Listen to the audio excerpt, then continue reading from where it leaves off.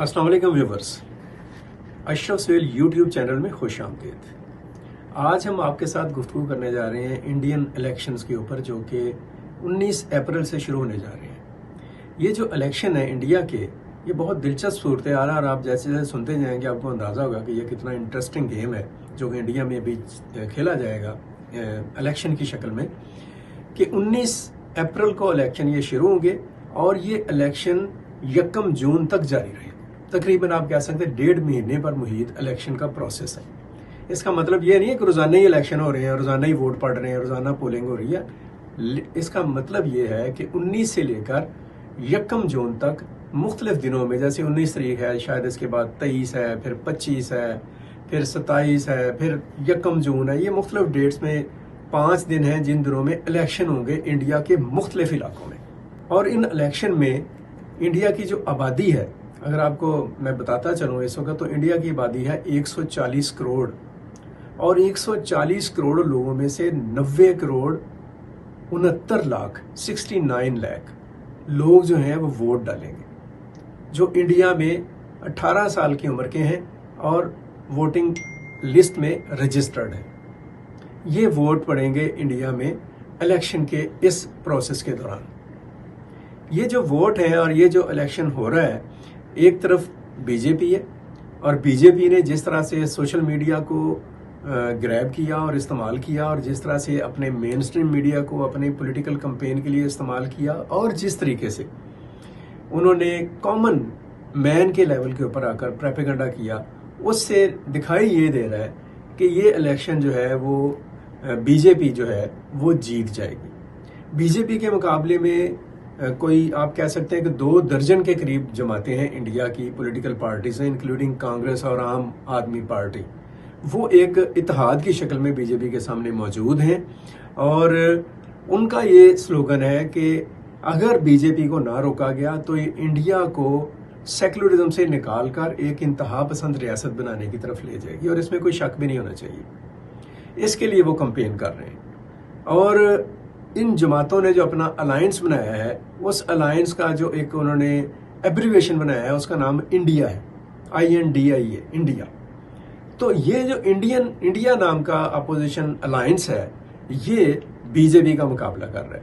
लेकिन जो हालात दिखाई दे रहे हैं, जो अपेरेंटली पोल्स आ रहे हैं सामने, जो सर्वेज आ रहे हैं और जो लोगों की राय आ रही है, उससे दिखाई यही दे रहा है कि बीजेपी अपनी इंतहा पसंद पॉलिसियों के बावजूद ये इलेक्शन जीत सकती है। इससे पहले जो 2019 का इलेक्शन हुआ था, वो भी बीजेपी ने अपने अलायंस के साथ जीता था। और आपको मैं ये भी बताता चलूँ कि इंडियन का जो लोकसभा है, जिसे हम अपने पाकिस्तान में कौमी असम्बली कहते हैं, लोकसभा की जो नशिस्तें हैं वो 543 हैं, 543, और जीतने के लिए 272 मेंबर चाहिए या वोट चाहिए। तो बीजेपी ने पिछली दफ़ा 301 वोट हासिल किए थे, 301 नशिस्तें जीती थी, और उनके साथ जो बाकी पार्टियां थीं उन्होंने कोई आप कह लें कि 48 वो लोग जीते थे। 352 के साथ बीजेपी ने हुकूमत बनाई थी सीट्स के साथ। अब देखें क्या सूरत हाल बनती है।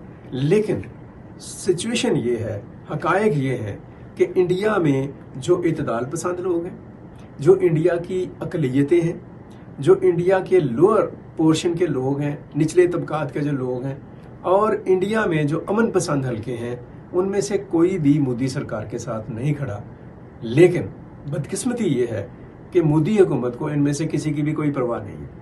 वो इनके लिए कुछ भी नहीं कर रहे हैं। वो कह रहे हैं कि हम जो हिंदू मेजॉरिटी है उसका वोट लेंगे, और वो वोट डेफिनेटली मेजॉरिटी में है, और अगर वो वोट पूरे इंडिया से मोदी सरकार को मिल जाता है तो यकीनी तौर पर वो जीत सकते हैं, जीत जाएंगे।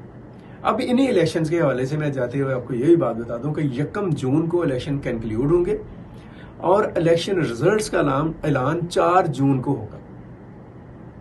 1.5 महीने का ये प्रोसेस है। और जो अच्छी बात है इंडियन डेमोक्रेसी की, वो ये है कि इस 1.5 महीने के प्रोसेस में कोई पार्टी, बेशक वो अपोजिशन की हो या हुकूमत की हो, वो चूं-चां नहीं करेगी, शोर नहीं बचाएगी, प्रोपेगेंडा नहीं करेगी कि धांधली हो गई, रिजल्ट लेट आ रहे हैं, रिजल्ट जल्दी आ रहे हैं, वहाँ पे घपला हो गया है, फॉर्म 47 खराब हो गया है, या कोई आरओज आ गए हैं। इस तरह की कोई बात नहीं होगी। जो रिजल्ट आएंगे इंडियन पॉलिटिकल पार्टीज उनको एक्सेप्ट करेंगी और उन रिजल्ट्स की बुनियाद पर जो पार्टी जीतेगी वो अगले 5 साल के लिए हुकूमत चलाएगी।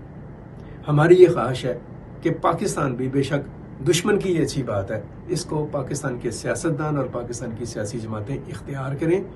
खाम खा की जो एक आप कह लें कि हसल बसल और दौड़ भाग, इश्तियाल अंगेजी और जारहियत है और मुखालफत है, इससे बाहर निकलें और कम अज़ कम कौमी मफादात के ऊपर पाकिस्तान में सुपरमेसी ऑफ लॉ की ज़रूरत है, पाकिस्तान में एक ट्रू डेमोक्रेटिक सिस्टम की ज़रूरत है, पाकिस्तान में एक मैच्योर पॉलिटिकल सिस्टम की ज़रूरत है, पाकिस्तान के आम आदमी को बुनियादी हकूक़ की ज़रूरत है, मुल्क के में इंसाफ की ज़रूरत है, लोगों को महंगाई से, गुर्बत से निजात की ज़रूरत है, पाकिस्तान की सिक्योरिटी को सिक्योर करने की ज़रूरत है, पाकिस्तान के इलाकाई और आलमी वक़ार में इजाफे की ज़रूरत है। इन एजेंडों के ऊपर और इन मकासद को अपना नस्बो लैन बनाकर अगर सियासी कुव्वतें एक सफ़े पर इकट्ठी हो जाएं और दीगर रियासती ताकतें उनके साथ डेफिनेटली इसके ऊपर खड़ी होंगी, तो हम अपने मुल्क को ये जो दलदल और बहरान का एक मरहला है, इसमें से निकाल कर तरक्की के रास्ते की तरफ लेकर जा सकते हैं। बहरहाल इंडियन इलेक्शन हो जा रही हैं, इंडियन अवाम को इलेक्शन मुबारक।